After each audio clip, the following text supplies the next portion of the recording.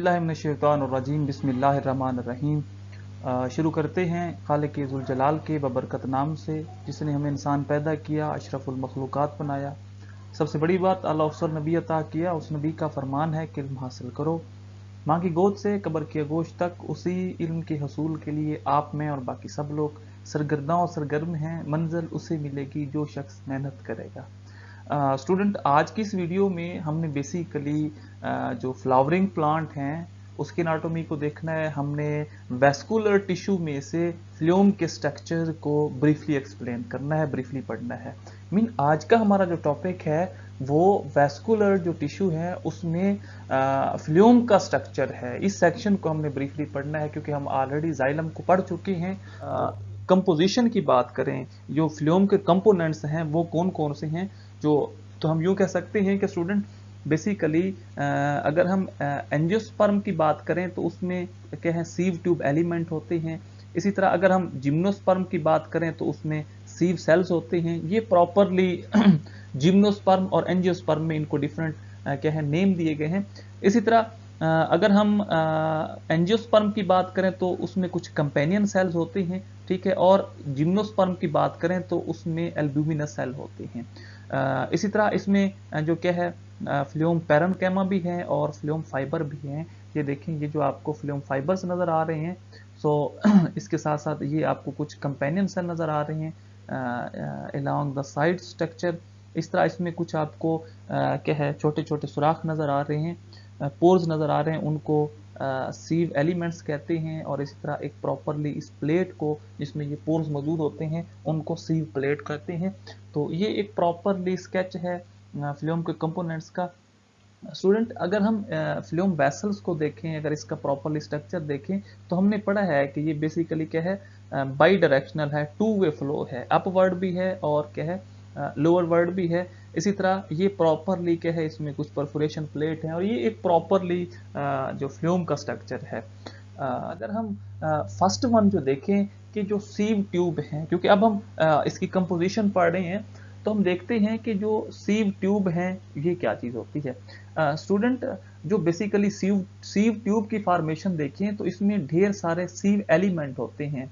ये इलोंगेटेड भी होते हैं, ये नैरो भी होते हैं, ठीक है। इस तरह which are connected to form the sieve tube structure of a phloem. क्या करते हैं स्टूडेंट, हम यूं कह सकते हैं कि जो बेसिकली सीव एलिमेंट हैं, जो इलोंगेटेड सेल हैं, नैरो सेल हैं, तो ये एक दूसरे के साथ अटैच होके एक प्रॉपर ट्यूब लाइक स्ट्रक्चर बना देते हैं जिसे सीव ट्यूब कहते हैं।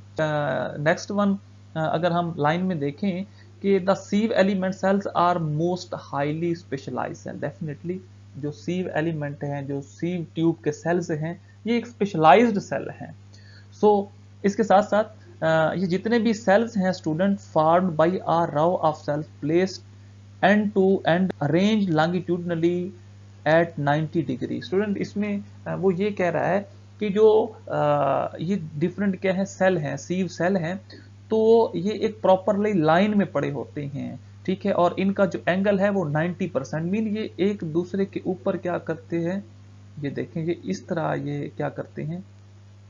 मैं आपको यहाँ ड्रा करके दिखा देता हूँ कि अगर प्रॉपरली इसका स्ट्रक्चर देखें तो ये देखें, ये इस तरह का इसका एक प्रॉपर स्ट्रक्चर है। ये देखें, जो सेल हैं वो एक दूसरे पर क्या करते हैं, ये इस तरह राइज एक प्रॉपरली 90 का एंगल बना देते हैं, ठीक है। तो इसके साथ साथ फॉर्म अ ट्यूबुलर चैनल, और ये एक क्या बना देते हैं, एक चैनल बना देते हैं जिसको हम एक क्या कहते हैं, हम यूं कह सकते हैं कि जिसको हम सीव ट्यूब कहते हैं। इसमें स्टूडेंट हमें वो ये बता रहा है कि ये जितने भी सीव एलिमेंट के सेल हैं ये एक दूसरे पर पड़े होते हैं, और इसी तरह अगर हम इनकी डिग्री देखें तो ये लॉन्गिट्यूडनली वे में एक दूसरे के ऊपर 90 के एंगल के ऊपर पड़े होते हैं, और ये एक ट्यूबुलर चैनल बना देते हैं जिसे सीव ट्यूब कहते हैं। ये बेसिकली क्या है, हमने सीव ट्यूब की फॉर्मेशन पढ़ी है। स्टूडेंट, इसके बाद अगर हम देखें कि ये जो सीव ट्यूब हैं ये थिन वाल्ड होते हैं, इनके पास एक लार्ज सेंटर वैक्यूल होता है, लेकिन जब ये मेच्योरिटी पर पहुंचते हैं तो इनका जो न्यूक्लियस है वो डिसअपियर हो जाता है, ठीक है। Also lacking in organelles such as, इनके पास राइबोसोम्स भी नहीं होते, साइटोसोल भी नहीं होते, गोल्जी एपरेटस का स्ट्रक्चर भी मौजूद नहीं होता। क्यों नहीं होता? For a maximum available space for a translocation of material. अब इसके पीछे स्टूडेंट एक वजह है कि इनके पास ये जो ऑर्गेनेलिज हैं, राइबोसोम, साइटोसोल, गोल्जी एपरेटस, ये नहीं होते क्योंकि ये प्रॉपरली स्पेस को बढ़ा देते हैं for a translocation of material. Mean जितनी खाली स्पेस होगी उतना ज़्यादा इसमें जो फूड की या जो फर्दर मटेरियल है उसकी ट्रांसलोकेशन होगी। अच्छा स्टूडेंट, इसमें एक और बात है कि हमने पढ़ा है कि जो सीव ट्यूब है इनके पास प्रॉपरली जब ये मेच्योर हो जाते हैं, at the age of maturity, इनके पास न्यूक्लियस नहीं होता। अगर न्यूक्लियस नहीं है तो फिर इस सेल की जो ओवरऑल एक्टिविटीज़ हैं ये कौन कंट्रोल कर रहा है, इसका आपको आइडिया नेक्स्ट स्लाइड में होगा। तो ये प्रॉपरली एक स्ट्रक्चर है। ये देखिए, ये सीव ट्यूब होती हैं। ये देखें, ये जो सारे इसमें सेल हैं वो एक दूसरे के ऊपर क्या करते हैं, इस तरह से अराइज होते हैं। ये देखें 90 के एंगल पे, ठीक है। और इसके साथ साथ स्टूडेंट इसमें क्या है कि सीव प्लेट होती हैं जिसमें ये छोटे छोटे सुराख होते हैं जिनको सीव स्पोर कहते हैं। और इसके साथ क्या करते हैं, जो कंपेनियन सेल हैं वो इसके साथ अटैच होते हैं और ये प्रॉपरली एक स्ट्रक्चर है। ये देखें, ये आपको सीव प्लेट का स्ट्रक्चर नज़र आ रहा है जिसमें ये छोटे छोटे क्या हैं, हम यूँ कह सकें छोटे छोटे छेद हैं, छोटे छोटे सुराख हैं जो एक सीव प्लेट बना देते हैं। इसी तरह ये इसमें आपको जो ट्यूबुलर स्ट्रक्चर नज़र आ रहा है ये सीव ट्यूब का है और इसके साथ जो सेल अटैच हैं उनको कंपेनियन सेल कहते हैं। तो ये एक सीव ट्यूब के बारे में स्केच है। स्टूडेंट, अगर हम इसमें नेक्स्ट स्ट्रक्चर देखें, वो ये है कि जो सीव ट्यूब की ट्रांसवर्स वाल है वो परफोरेटेड होती है। मीन उसमें छोटे छोटे सुराख होते हैं जो प्रॉपरली जाके सीव प्लेट का स्ट्रक्चर बनाते हैं। अब वो जो सीव प्लेट है ये सिंपल भी हो सकती है और इसी तरह कंपाउंड भी हो सकती है, देन मल्टीपल भी हो सकती है। मीन स्टूडेंट, इसमें ये है कि जो सीव ट्यूब है इसमें जो क्या है, सीव प्लेट बनती है जिसमें ये देखें, ये आपको सीव प्लेट नज़र आ रही है, ठीक है। ये देखें, तो इस जिसमें एक छोटे छोटे क्या है सुराख हैं जिनको सीव पोर्स कहते हैं। अब वो कहता है ये सिंपल भी हो सकते हैं, बाज़ दफ़ा वो पोर एक होता है मीन सिंपल होता है, बाज़ दफ़ा वो मल्टीपल भी हो सकता है, कंपाउंड भी हो सकता है, मीन उस प्लेट में एक से ज़्यादा पोर्स होते हैं। सो स्टूडेंट, अगर हम नेक्स्ट देखें कि sieve tube associated with a companion cell, definitely ये बेसिकली जो स्ट्रक्चर है ये सीव ट्यूब का स्ट्रक्चर है और इसके साथ जो सेल अटैच हैं वो कंपेनियन सेल हैं जो आपको डायग्राम में नज़र आ रहा है, through a connection of plasmodesmata. तो स्टूडेंट, अब वो ये कहता है कि अगर ये क्या है, हम यूँ कह सकते हैं कि ये जो स्ट्रक्चर है ये कंपेनियन सेल का है, ठीक है। ये कंपेनियन सेल का न्यूक्लियस है, ये भी न्यूक्लियस है और इसके साथ अगर एक क्या है, हम यूँ कह सकते हैं कि सीव जो ट्यूब है वो अटैच है। तो इनके दरमियान ये इस जगह पर, मैं आपको यहाँ पे ये देखें, इस जगह पर छोटे छोटे सुराख होते हैं इस जगह पर, ठीक है, जिनको प्लाज्मोडेस्माटा कहते हैं, जिसकी मदद से जो सीव ट्यूब हैं और कंपेनियन सेल हैं वो एक दूसरे के साथ कनेक्शन क्रिएट करते हैं। ये देखें इस जगह पे, ये मैं आपको ड्रा करके दिखा देता हूँ। ये देखें, ये इस जगह पे, ये देखें, ये वाली जो स्ट्रक्चर है इस जगह पे छोटे छोटे सुराख होते हैं जिनको प्लाज्मोडेस्माटा कहते हैं। So student, nucleus of a companion cell control the activity of sieve tube. ये हम ऑलरेडी प्रीवियस स्लाइड में पढ़ चुके हैं कि जो सीव ट्यूब हैं मेच्योरिटी टाइम इनके पास न्यूक्लियस नहीं होता, तो इसकी ओवरऑल जो एक्टिविटी है, जो हम यूँ कह सकते हैं कि सीव ट्यूब जो हैं, जो सीव सेल हैं, इसकी ओवरऑल जो मेटाबॉलिक सिस्टम है, जो मेटाबॉलिक पाथवे है, जो सेल की एक्टिविटी है, उसको कंपेनियन सेल का न्यूक्लियस जो है वो कंट्रोल करता है। सो स्टूडेंट, अगर हम देखें the protoplast of a sieve tube contain P protein. Student, जो बेसिकली पी प्रोटीन है इसको फ्लूम प्रोटीन कहते हैं, इसको डैमेजिंग कंट्रोल टीम भी कहते हैं। स्टूडेंट, अब जो बेसिकली पी प्रोटीन है जिसको डैमेजिंग कंट्रोल टीम कहते हैं, तो इसका भी ओवरऑल क्या है, कुछ फंक्शन है। वो कैसे है कि बाज़ दफ़ा जो फ्लूम का स्ट्रक्चर है उसमें लीकेज हो जाती है, तो तब जाके ये जो पी प्रोटीन है ये उस जगह पे जो सीव प्लेट हैं उनको एक्यूमुलेट करती है ताकि जो फर्दर लीकेज है उसको प्रिवेंट किया जा सके, उसको रोका जा सके। और किसी भी फ्लूम के स्ट्रक्चर में से किसी लीकेज को प्रिवेंट करने के लिए जो प्रोटीन यूटिलाइज होती है, जो यूज होती है, उसको पी प्रोटीन कहते हैं, मीन फ्लूम प्रोटीन। स्टूडेंट जो नेक्स्ट वन है, the sieve tube form be like a vessels of xylem. जो बेसिकली सीव ट्यूब हैं ये जो जाइलम के वेसल्स हैं उसी उनकी तरह होती हैं। इसके साथ साथ जब विंटर सीजन स्टार्ट होता है then sieve plate is protected by a special pad जिसे कैलोज फॉर्मेशन कहते हैं, जो कि बेसिकली नॉन सॉल्युबल कार्बोहाइड्रेट हैं जो कि प्रॉपरली स्प्रिंग सीजन में डिजॉल्व हो जाते हैं। स्टूडेंट ये प्लांट में एनाटॉमिकली अडेप्टेशंस होती हैं कि विंटर सीजन में क्योंकि जो क्या है स्नो फॉलिंग होती है और इसी तरह जब वो जो स्नो है वो जो प्लांट के ओवरऑल बॉडी को कवर कर लेती है तो उसमें जो फ्लूम का स्ट्रक्चर है वो भी कंप्रेस हो जाता है, दब जाता है। तो इसके लिए कुछ एनाटॉमिकल अडाप्टेशन है कि विंटर सीजन में उस प्लांट में कुछ कैलोज फॉर्मेशन प्रोड्यूस होती है फ्लूम के इर्द गिर्द, जिसे नॉन सॉल्युबल कार्बोहाइड्रेट भी कहते हैं, जो उसको स्नो फॉलिंग से क्या करती है, प्रोटेक्ट करती है। जो ही स्प्रिंग सीजन स्टार्ट होता है, बर्फबारी खत्म होती है, तो तब ये जो कैलोज फॉर्मेशन है ये भी खुद ब खुद डिजॉल्व हो जाती है। तो ये एक अडाप्टेशन हैं। इसके साथ साथ स्टूडेंट अगर हम देखें कि जो जिम्नोस्पर्म है, जो जिम्नोस्पर्म में जो सीव सेल्स हैं are present which are elongated and narrow cells. ठीक है, क्योंकि हमें पता है कि जो बेसिकली जिम्नोस्पर्म हैं उनमें इनको प्रॉपरली सीव ट्यूब या सीव एलिमेंट नहीं कह सकते। जिम्नोस्पर्म में ये जो सीव प्लेट का प्रॉपरली स्ट्रक्चर है इसकी फॉर्मेशन नहीं होती और इसी तरह इसमें जो प्रॉपरली सीव सेल हैं उसका साइज भी नैरो होता है। तो स्टूडेंट अगर हम ओवरऑल इसके स्ट्रक्चर को देखें तो ये प्रॉपरली सीव ट्यूब एलिमेंट हैं। ठीक है, ये इसमें जो छोटे छोटे सुराख हैं इनको सीव पोर्स कहते हैं और इधर जाके प्रॉपरली प्लेट बनती है जिसको सीव प्लेट कहते हैं। इस तरह इन सीव ट्यूब के साथ एक और जो सेल अटैच होता है उसको कंपेनियन सेल कहते हैं और यही कंपेनियन सेल का जो न्यूक्लियस है ये क्या करता है, जो सीव ट्यूब हैं, जो सीव सेल हैं उसकी ओवरऑल एक्टिविटी को कंट्रोल करता है। इस तरह ये सीव ट्यूब स्ट्रक्चर हैं, ये देखें जो एक दूसरे के ऊपर 90 के एंगल पर क्या है एक कॉलम शेप बना रही हैं और इस तरह ये प्रॉपरली जो क्या है सीव ट्यूब है उसका साइटोप्लाज्म है। तो ये एक सीव ट्यूब का स्ट्रक्चर है स्टूडेंट। के साथ साथ अगर हम कंपेनियन सेल की बात करें स्टूडेंट, जो बेसिकली कंपेनियन सेल्स हैं ये क्या होते हैं, थिन वॉल्ड होते हैं, ये भी पैरेन्काइमेटस है, मीन लिविंग सेल्स हैं with a large nucleus and dense cytoplasm. इसमें न्यूक्लियस भी होता है और साइटोप्लाज्म भी होता है और यही वजह है कि जो कंपेनियन सेल का न्यूक्लियस है वो सीव सेल्स की ओवरऑल एक्टिविटी को कंट्रोल करता है। इसी तरह स्टूडेंट अगर हम देखें each sieve element cells is usually closed associated with a companion cell.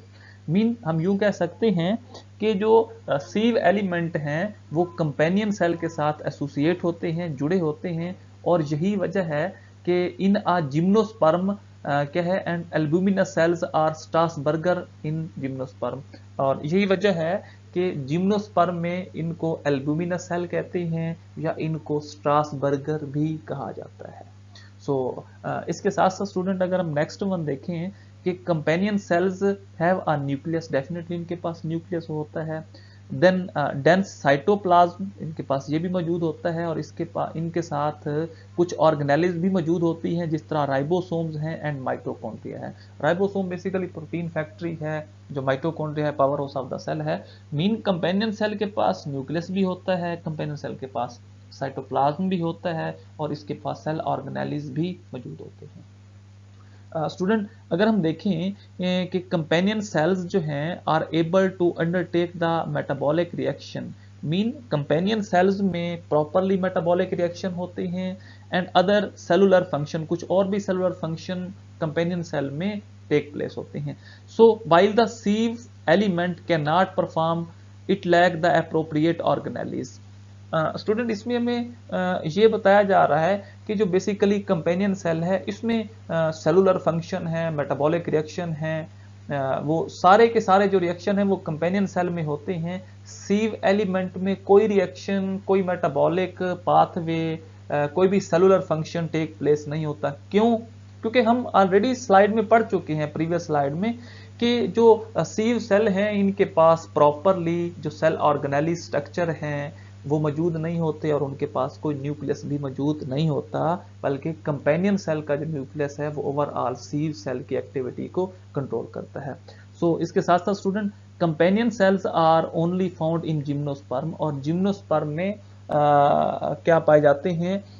सिर्फ और सिर्फ कंपेनियन सेल्स पाए जाते हैं। तो ये स्टूडेंट बेसिकली क्या है, एक कंपेनियन सेल का स्ट्रक्चर है। ये देखें, ये जो आपको ग्रीन लाइन में नज़र आ रहे हैं ये कंपेनियन सेल हैं। इसी तरह आपको ये जो बोटल लाइक सीक्वेंस नज़र आ रही है ये बेसिकली सीव ट्यूब हैं, और इसमें ये क्या है, सीव प्लेट पड़ी हैं, जिनमें क्या है, छोटे छोटे सुराख हैं जिनकी मदद से प्रॉपर फूड की मैक्सिमम ट्रांसलोकेशन होती है। अगर हम कंपेनियन सेल की बात करें तो इसमें जो मेन बात है वो ये है कि they are found on the side of sieve tube. Mean जो सीव ट्यूब की साइड पे जो स्ट्रक्चर पाया जाता है उसको सीव सेल्स कहते हैं। Sieve tube and companion cell are joined by a plasmodesmata, mean छोटे छोटे सुराख जिनको प्लाज्मोडेस्माटा कहते हैं, उनकी मदद से सीव सेल और जो जो कंपेनियन सेल हैं ये एक दूसरे के साथ क्या होते हैं, मिले होते हैं।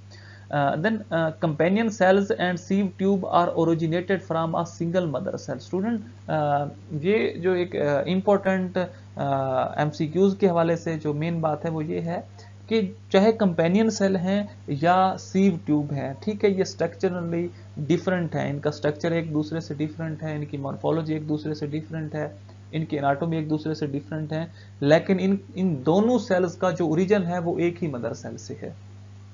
तो इसके साथ साथ when sieve tube member die then its companion cells also die, और यही वजह है क्योंकि सीव ट्यूब, सीव सेल या जो क्या है, हम यूं कह सकते हैं कि जो कंपेनियन सेल हैं ये एक दूसरे के साथ प्लाज्मोडेस्माटा की मदद से ज्वाइन होते हैं, और अगर कभी डिफरेंट फैक्टर की मदद से या डिफरेंट फैक्टर की वजह से जो सीव ट्यूब हैं वो डाई होते हैं, तब कंपेनियन सेल भी ऑटोमेटिकली डाई हो जाएंगे। So student, the companion cells are responsible for fueling the transport of material around the plant and to the sink tissue। Mean student जो बेसिकली कंपेनियन सेल हैं ये इस चीज़ के लिए रिस्पॉन्सिबल हैं कि फूड को ट्रांसलोकेट किया जाएगा from a source to sink, then as well as facilitate करते हैं the loading of sieve tube with the product of photosynthesis and unloading at the sink tissue. Mean जो प्रॉपरली फूड की transport है from a source to sink, from a leaves to seed, fruit and root, stem, तो जो properly जो एक cell responsible है इस चीज़ के लिए वो कंपेनियन सेल है। So student, the companion cell generate and transmit signal such as defense signal and phytohormones। Mean companion cell जो है ये भी हम यूं कह सकते हैं कि सेल सिग्नलिंग मॉलिक्यूल है, क्योंकि ये भी डिफेंस सिस्टम में अपने आप को रेगुलेट करता है, और इस तरह फाइटो हार्मोन्स जो हैं उनकी भी रेगुलेशन के लिए जो कंपेनियन सेल है ये act as a signal molecule. Then the transport through the phloem to sink organ, mean properly जो सिंक स्ट्रक्चर तक जो फूड को पहुंचाना है वो भी कंपेनियन सेल का काम है। तो स्टूडेंट अगर हम देखें कि ये बेसिकली क्या है, सोर्स है, मीन इसको ये लीफ है, क्यों? क्योंकि जो फोटोसिंथेसिस है with the help of chlorophyll वो लीफ में होती है, और इसी तरह जो फूड की रिस्पॉन्सिबिलिटी है क्या है, the transport of food from source to sink, for example root, shoot, seed and fruit, तो इसके लिए जो चीज़ रिस्पॉन्सिबल है उसको क्या कहते हैं, कंपेनियन सेल कहते हैं। मीन सोर्स टू सिंक की तरह फूड को भेजना, ये कंपेनियन सेल का काम है। और इसी तरह अगर हम थर्ड वन फ्लूम फाइबर्स की बात करें, क्योंकि हमने सीव सेल्स को भी पढ़ लिया जो प्रॉपरली सीव ट्यूब का स्ट्रक्चर एक चैनल लाइक स्ट्रक्चर बनाते थे, इस तरह हमने कंपेनियन सेल्स को भी पढ़ लिया। अब जो थर्ड वन है ये बेसिकली क्या है, फ्लूम फाइबर्स हैं। तो स्टूडेंट जो फ्लूम फाइबर्स हैं ये made of sclerenchyma cells and mechanical function. Mean जो फ्लूम फाइबर हैं ये पैरेनकाइमेटस नहीं है बल्कि ये स्क्लेरेनकाइमेटस हैं। और इसी तरह इनका जो मेन काम है वो मैकेनिकल फंक्शन है। मीन जो प्लांट का स्ट्रक्चर है, जो फ्लूम की एक प्रॉपरली क्या है सीक्वेंस है, उसको सपोर्ट करना है। इस तरह इसका जो दूसरा नाम है इसे बास्ट फाइबर भी कहते हैं। और student bast surrounding the stem of certain dicotyledonous plant, mean जितने भी डाइकोटिलेडनस प्लांट हैं उसमें ये जो बास्ट का स्ट्रक्चर है ये उन प्लांट की स्टेम में होता है। ठीक है, स्टेम को सराउंड करता है। सो इसके साथ साथ some fibres of phloem in a plant like jute and hemp. ठीक है, जो मीन प्लांट के फ्लूम में जो फाइबर्स होते हैं वो ज्यूट और हेम्प की तरह होते हैं, मीन पटसन और रस्से की तरह होते हैं। सो इस तरह are used for binding purpose. जिस तरह एक पटसन को किसी चीज को बाइंडिंग के लिए यूज किया जाता है, देन लाइक दिस जो क्या है फ्लूम फाइबर्स हैं, इनका भी यही फंक्शन है, सेम फंक्शन है। So in support the conducting cells of phloem and provide strength of a stem. Mean ये क्या करता है, प्रॉपरली ये सपोर्ट करता है किसी भी सेल को कंडक्ट करना, और इसी तरह प्रॉपरली जो फ्लूम के स्ट्रक्चर में या फर्दर मोर जो स्टेम में मैकेनिकल स्ट्रेंथ है वो भी फ्लूम फाइबर्स प्रोवाइड करता है। So both the phloem fibres and the sclereids are dead cells at a maturity. Definitely क्योंकि जो फ्लूम फाइबर्स है ये स्क्लेरेनकाइमेटस है, तो ये मीन इनको हम डेड सेल कहते हैं। और यही वजह है इनका जो काम है वो फूड की ट्रांसलोकेशन में नहीं है, बल्कि ये प्लांट को मैकेनिकल सपोर्ट करते हैं। Then they lose their protoplast and form secondary wall thickening in between the primary cell wall and the plasma membrane. Definitely इनके पास प्रोटोप्लास्ट का स्ट्रक्चर नहीं होता स्टूडेंट, क्योंकि हमने पढ़ा है कि जो फ्लूम फाइबर्स हैं ये डेड सेल होते हैं, और यही वजह है कि ये प्रॉपरली जो सेकेंडरी वॉल की फॉर्मेशन है या उसको थिक करना है वो फ्लूम फाइबर्स का काम है। सो इसके साथ साथ स्टूडेंट हम यूँ कह सकते हैं कि the secondary cell wall is thickened. Definitely जो सेकेंडरी सेल वॉल है जिसको फ्लूम फाइबर्स बनाता है वो थिक्ड होती है, मोटी होती है। क्यों? With the abundance of lignin, क्योंकि उसमें जो लिग्निन है वो भरी होती है। Then they are efficient at a providing mechanical support. और यही वजह है क्योंकि जो फ्लूम फाइबर्स हैं ये डेड सेल हैं, क्योंकि ये पैरेन्काइमेटा सेल हैं, मुर्दा है, क्योंकि इनमें लिग्निन भरी है। और इसी यही वजह है कि due to abundance of lignin इनका जो फूड की ट्रांसलोकेशन में रोल नहीं है, बल्कि ये फ्लूम फाइबर्स जो हैं ये फ्लूम के स्ट्रक्चर को प्लांट में मैकेनिकल सपोर्ट प्रोवाइड करते हैं। तो स्टूडेंट ये आपको ओवरऑल एक स्केच नज़र आ रहा है फ्लूम फाइबर्स का। देन साथ साथ स्टूडेंट अगर हम फ्लूम पैरेन्काइमेटा सेल को देखें, तो अगर ये पैरेन्काइमेटस हैं, मीन फ्लूम पैरेन्काइमा जो हैं, तो ये लिविंग सेल हैं। ये इलांगेटेड होते हैं, लंबे होते हैं, cylindrical and tapering and mean इनकी जो ये नोकदार होते हैं, ये इस तरह के मीन हम ये देखें, ये इस तरह के, ये देखें ये नोकदार होते हैं। इसी तरह इसको बास्ट पैरेन्काइमा भी कहते हैं। Then cells are living. Definitely ये पैरेन्काइमेटस हैं तो लिविंग हैं। कंटेन साइटोप्लाज्म, इनके पास साइटोप्लाज्म भी होगा, न्यूक्लियस भी होगा, और इनके पास जो वाल होगी वो थिन होगी।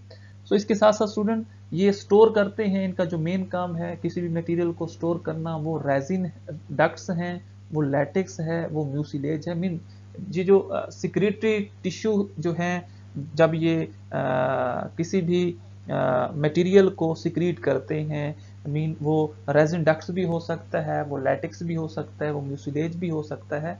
तो इन जो सिक्रेटरी कैविटी को ये जो ओवरऑल सिक्रेटरी सेल्स हैं, इसको स्टोर करना वो फ्लोएम पैरेन्काइमा का मेन काम है। So they are located near the finest branches and terminates of sieve tube in a leaf structure. Mean student इसमें ये है कि जो फ्लोएम पैरेन्काइमा है ये हम यूं कह सकते हैं कि जो टर्मिनेट ब्रांचेज होती हैं, जो एंड वाली ब्रांचेज होती हैं, ये देखें, ये अगर हम कहें कि ये फ्लोएम पैरेन्काइमा का स्ट्रक्चर है तो ये क्या है, जो टर्मिनल पोर्शन है, एंड वाला पोर्शन है, ये उधर क्या होते हैं, अराइज होते हैं और फर्दर ये जाके किसी भी मटेरियल को स्टोर भी करते हैं और जो फूड की ट्रांसलोकेशन है उसमें भी हेल्प आउट करते हैं। They are called transfer cells, their main function in the transport of food. Mean इनका जो मेन काम है, एक तो ये फूड को स्टोर करते हैं और इसके साथ साथ ये प्रॉपरली उस फूड की ट्रांसलोकेशन भी करते हैं। सो इसके साथ साथ they also help in a slow lateral connection of food, और ये क्या है, लैटरल साइड पे फूड को कनेक्ट करने में भी हेल्प आउट होते हैं। स्टूडेंट अगर हम इसमें नेक्स्ट वन देखें, last one, we can find this phloem parenchyma in dicot leaf. Mean इनको हम जो डाइकॉट लीफ है उसमें भी देख सकते हैं, देन डाइकॉट स्टेम है एंड मोनोकॉट रूट। ठीक है, मीन स्टेम और जो लीफ है वो डाइकॉट है, तो उसमें हम इन पैरेन्काइमेटस सेल को, फ्लोएम पैरेन्काइमा को देख सकते हैं, but they are absent in a monocot stem. Mean monocot stem में जो फ्लोएम पैरेन्काइमा है ये मौजूद नहीं होते, क्योंकि मोनोकॉट स्टेम जो है वो सॉफ्ट इन स्ट्रक्चर होती है। जिस तरह ये जो ग्रासेज हैं, ठीक है, ये मोनोकॉट हैं, तो इनका जो स्टेम है वो नरम होता है, इसलिए उनको मैकेनिकल सपोर्ट की नहीं ज़रूरत, और यही वजह है कि उनमें उनकी स्टेम में जो फ्लोएम पैरेन्काइमा है वो मौजूद नहीं होता। तो स्टूडेंट ये इसमें देखें कि बेसिकली जो अपर साइड पे एक पोर्स की जो प्लेट बनती है उसको सीव प्लेट कहते हैं। इस तरह ये जो एक चैनल होता है ट्यूब का जिसमें सीव सेल एक दूसरे पर क्या करते हैं, एक दूसरे के ऊपर वेरी करते हैं और 90 के एंगल पे मौजूद होते हैं। ठीक है, ये देखें लॉन्गिट्यूडनल वे में, और एक प्रॉपरली कॉलम बना देते हैं, और इस कॉलम को हम क्या कहते हैं कि ये बेसिकली सीव सेल्स होते हैं, इसको सीव ट्यूब भी कहते हैं। इस तरह इसकी जो कंपेनियन सेल के टर्मिनेट पोर्शन पे जो स्ट्रक्चर मौजूद होता है उसको हम फ्लोएम पैरेन्काइमा कहते हैं, और जो क्या है मीन सीव ट्यूब के साथ जो structure through the help of plasmodesmata जो स्ट्रक्चर मिला होता है उसको कंपेनियन सेल कहते हैं। और ये जो कंपेनियन सेल है ये ओवरऑल सीव ट्यूब की एक्टिविटी को कंट्रोल करता है, क्योंकि सीव ट्यूब के पास न्यूक्लियस मौजूद नहीं होता। ये तो स्टूडेंट ये जो है ये फ्लोएम पैरेन्काइमा के बारे में है। अगर हम जो फ्लोएम के फंक्शन की बात करें कि प्लांट में इनका क्या काम है, तो डेफिनेटली जो फ्लोएम है ये एक वैस्कुलर टिश्यू है in a charge of transport and distribution of organic nutrients. में जितने भी ऑर्गेनिक न्यूट्रिएंट्स हैं उनको बाई डायरेक्शनल वे में जो प्लांट में ट्रांसलोकेट करना वो फ्लोएम का काम है। इसके साथ साथ from a leaves, mean from a source where they are produced by a photosynthesis to the rest of plant. Mean phloem वो स्ट्रक्चर है जो उस फूड को ट्रांसलोकेट करता है दो डायरेक्शन में, जब लीव में फोटोसिंथेसिस के जरिए जो ऑर्गेनिक फूड क्या है प्रोड्यूस होती है। सो स्टूडेंट इसके साथ साथ the sugar are moved from a source usually the leaves, क्योंकि लीव्स जो है ये एक बेसिकली क्या है, सोर्स स्ट्रक्चर है। वो जो प्रेशर फ्लो मैकेनिज्म में जो सोर्स और सिंक का हमने जो एक कंसेप्ट लिया था, तो स्टूडेंट इसमें ये है कि जो लीव है ये बेसिकली सोर्स है, और इसी तरह ये क्या करता है, फूड को ट्रांसलोकेट करता है through a active transport to the sink structure. और इस ओवरऑल इस पूरे सिस्टम को हम प्रेशर फ्लो हाइपोथेसिस भी कहते हैं। मीन ये वो हाइपोथेसिस होता है जिसमें जो हम यूं कह सकते हैं कि जो बेसिकली सक्रोज शुगर है, क्योंकि प्लांट हमेशा फूड को सक्रोज शक्ल में यूटिलाइज करते हैं, तो ये जो सोर्स स्ट्रक्चर से सिंक की तरफ through way of active transport जो फूड है वो ट्रांसलोकेट होती है। तो इसको जो ये जो हाइपोथेसिस है इसको प्रेशर फ्लो मैकेनिज्म कहते हैं। इसी तरह स्टूडेंट जो water is drawn passively from a xylem over a gradient to create a sugar solution। Mean student इसमें वो ये कहता है कि जो वाटर की ट्रांसपोर्ट है वो पैसिवली होती है, mean no need of energy. क्यों? क्योंकि उसमें ढेर सारे जो वाटर के मालिक्यूल हैं वो एक प्रेशर पुल क्रिएट करते हैं, जिसे ट्रांसपिरेशन पुल कहते हैं, जो प्रॉपरली वो जो ग्रेडियंट है, जो जाइलम वाल का जो प्रेशर है वो शुगर सोल्यूशन पर भी क्या होता है, इशू होता है, और तब जाके प्रॉपरली जो फूड की ट्रांसलोकेशन है वो भी प्रोसीड आउट होती है। सो स्टूडेंट ये हमारा आज का लेक्चर था। किसी भी कंफ्यूजन की सूरत में आप कमेंट्स बॉक्स में अपना क्वेश्चन टाइप कर सकते हैं, इंशाल्लाह उसका आपको रिस्पॉन्स ज़रूर मिलेगा। थैंक यू, अल्लाह हाफिज़।